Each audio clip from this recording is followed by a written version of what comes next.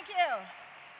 What an extraordinary opportunity to have a world parliament of religions, to have people representing religions from all over the world throughout our great tapestry of history here in order to not only support each other, but to support the common mission, that common mission being to live the lives that we are all called to, at the core of the universality of the themes that we all share.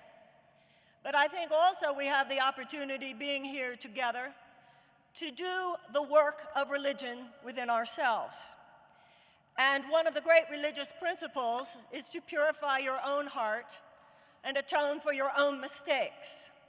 So as lovely as it is that at this year's Parliament of World Religions, women's voices are given the power and the privilege that we have at this great gathering, as women, let us just point out, not with anger or with rancor, that the history of religion has not been so good to women.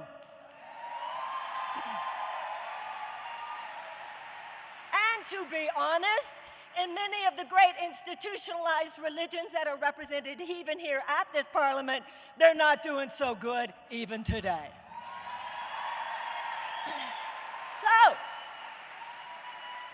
So let's take a moment to atone in our hearts to be honest and be real.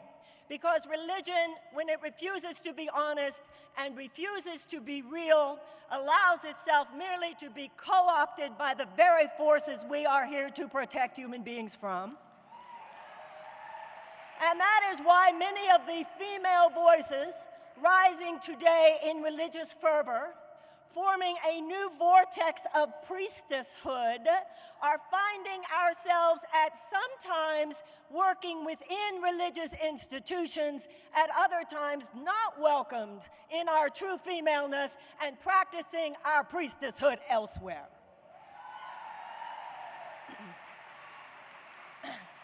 Every woman here who is a healer is a priestess. Every woman here who is a teacher or an educator is a priestess. Every woman here who feels in her heart that she was sent by divine mission, the same small voice for God that not only leads the great religious figures to perform their divine mission, but which Mahatma Gandhi said was the leader of the Indian independence movement. No matter whether it's political or religious or educational or business or science or politics, whatever, we are here, and this is the true religious calling, to answer to that small, still voice within and lay it down wherever we are.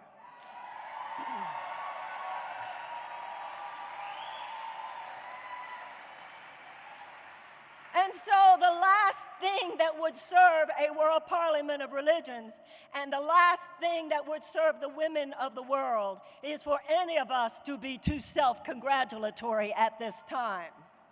Every woman needs to understand that living a meaningful life is not a popularity contest. Every religion, every religious leader, every woman needs to understand if what you're saying is always getting applause, you're probably not yet doing the right stuff.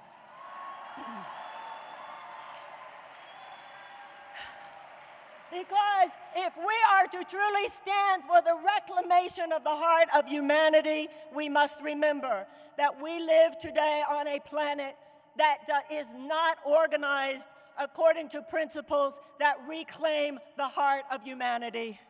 World civilization today is predicated on principles that break the heart of humanity. World civilization today is predicated on principles that foster separation and not unity, that foster greed over humanitarianism, and that foster devolution and destruction and decay of the earth and the living things upon it more than the rebirth of the possibilities divinely inspired in all of us, by which we might become a human race at peace with each other, with our God, and with our planet. So when we talk about nonviolent resistance, don't just concentrate on the nonviolent part, also concentrate on the resistance parts. Let us remember the women on the planet today who are raped, who are tortured, whose children are killed, whose husbands are killed, whose brothers are killed, who they themselves are killed, and sometimes, yes, in the name of religion. Let us not forget that. And let us not forget that to speak in real solidarity with such women, I ask myself, for instance, as an American woman, what if every American woman had laid down on the highways across America and said, no, you will not invade Iraq. No, you will not do that to the women of Iraq. No, you will not do that to their children. No, you will not bomb their homes.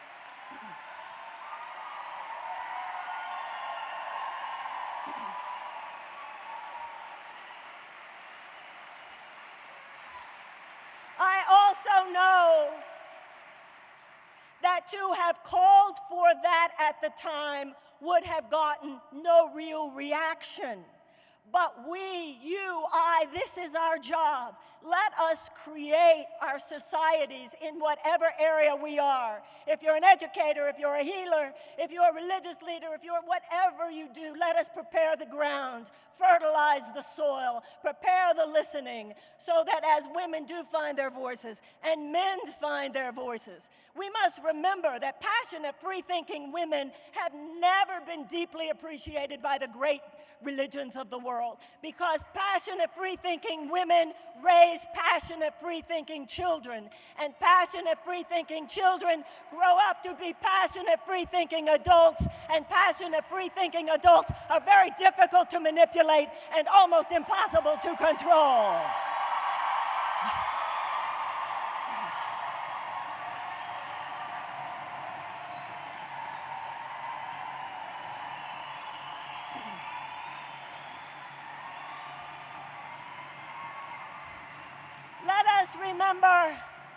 Let us remember whether it is within religious institution or any other, when a woman truly speaks from the depth of her heart, she might not be deeply appreciated by the men in the room.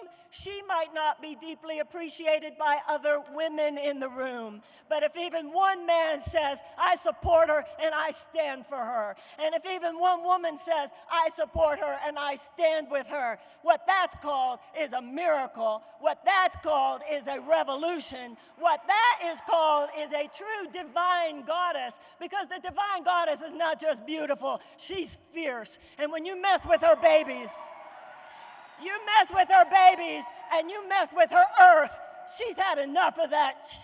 And we're here on her behalf. That stuff, you know what to do. Go do it. Thank you very, very, very much.